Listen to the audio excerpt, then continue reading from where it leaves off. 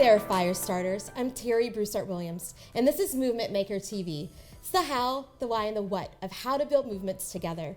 And today I'm talking to a leader who has turned many moments into movements in Central Texas and beyond. Jessica Balladares-Bennett works as a fundraiser and an event planner, but she has a very amazing background at state capitol, and she's an obsessive volunteer like me, so I love it. Welcome, Jessica. Hi, thanks for having me. Thank you for being here. Your story is one that excites me and inspires me all at the same time. So many people that reach out to me, they are stuck in a place where they really want to be doing something more. They might be working as a school teacher or even at a state capitol, similar to you, and they feel something within them that makes them feel like they're called to do something greater, and they don't know how to make the transition. And you made a transition and pivot into nonprofit work. Can you tell me a little bit how that journey happened for you? Absolutely. Well, first of all, when I moved to Austin, my intention was to be on TV. I was going to be a broadcaster, and I wasn't going to do anything else. But I ended up with a job at the Capitol, and I fell in love with the scene, the atmosphere, the people, everything about it. And I did that for about 15 years. Worked at a lobbying firm, then transitioned into in-house government relations for the Pharmacy Association, a mental health group. And after being around the Capitol for those 15, 16 years, in that time, I had become heavily involved in the Junior League of Austin. And that was an eye-opener as far as understanding and recognizing and acknowledging the need in our community. Having served in that organization really opened my eyes to what was going on around me. I knew it, but I didn't understand the magnitude, and I hadn't quite comprehended the magnitude of it.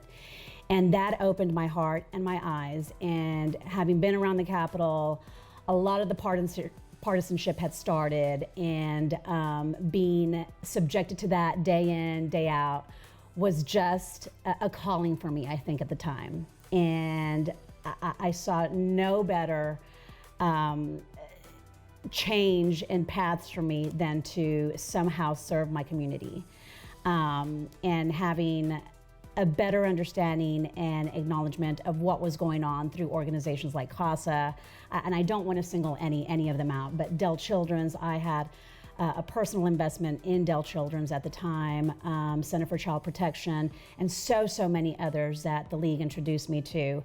I knew the change was going to be in nonprofit fundraising and in the nonprofit sector industry. Well, let's put a pin in that. Sure. Because you talked about the Junior League, something that's really close to my heart, and I know yours, as you mentioned. And so I've been a Junior Leaguer for almost 16 or 17 years now. Now I'm like telling my age and dating myself. But that organization is so fabulous for, allowing women to become trained and then put that training into action. I know some of you are watching from Canada and from Mexico and from London. And if you're in those three countries as well as here in the US, there's probably a Junior League near you. Go to AJLI, it's Association of Junior Leagues International.org, AJLI.org, to see if there is one in your community. But so getting back to where you're in this space where you're feeling like you're called to do something, you have the training and you're ready to go. How do you pivot and where do you go to? It was tough. It was not an easy move. I didn't have a proven background in fundraising. I didn't have a portfolio. I couldn't speak to any successes in raising money, but I drew a lot of parallels with what is required to speak to a member of a legislature or staff members who work for a legislator and speaking them of a position or of a client's interest, and drawing those parallels during my interview process, I think in the end proved to work effectively. But it took a number of tries, and I tried to get in with a number of organizations, and in the end I ended up at JHL Company. I just fit well there, and it's been good. It's been a great fit, and it was the opportunity I needed. It was the opportunity that opened the door for me to do what I'm doing now in the work setting, and has opened it up for me as a volunteer as well. I admire all of the team at JHL. They truly are leaders who've been turning moments into movements. And so one movement that you all are building is around the MJM Foundation. Yes. Can you tell us how that partnership was started and talk a little bit about where it is today? It's so fun to hear how Jack Ingram, Matthew McConaughey, and Coach Mac Brown came together to form Mac, Jack, and McConaughey, otherwise known as MJM. We're going into our 7th year. And long story short, the partnership started with JHL's involvement in a capital campaign for the Rice School of Austin, which is one of the 5 organizations that benefit from MJM. And so the goal is to empower children, and we do so by contributing to 5 organizations that Mac, Jack, and Matthew have selected, focused on education, health, and wellness. And it's been a great journey, preparing for year 7, 3 weeks from now, and it's a great organization doing good. So Jessica leads pretty much the entire week of activities around the big fundraiser for MJM. There's a fashion show, there's a concert, and is there a golf tournament? 2 golf tournaments, Wow. 2 concerts, a gala, fashion event, and a couple of private parties.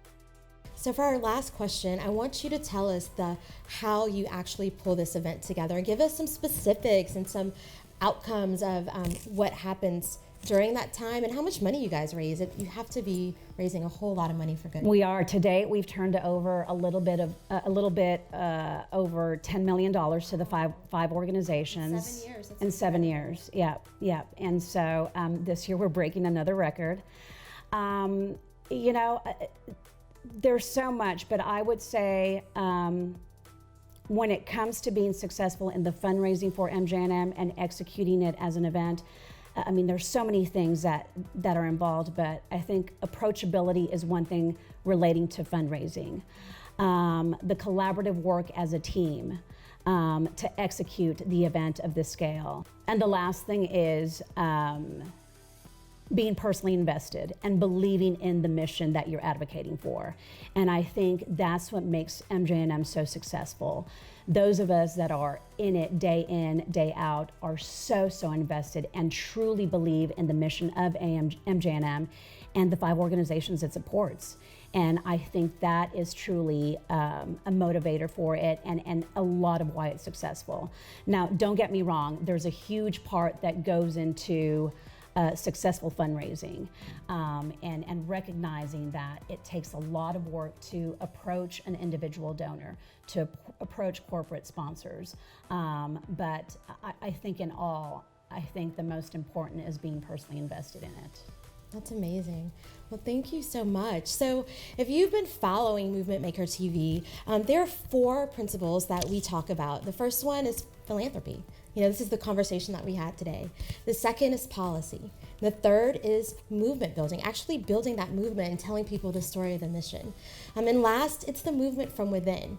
So this is really the second part of our conversation around philanthropy. So if you tie those 2 together, no matter which one you listen to, the thing that really comes out is working together and just simply being yourself. If you can find that authenticity and that power from within, then you're more likely to find someone who will power your mission by giving you some dollars. And that's what it's all about. You want to build a movement for good. So thank you so much. I can't wait to hear how much money you guys raised this year. And we will definitely let you know. We will report back after their event. So thank you for watching Movement Maker TV. We hope to see you here again.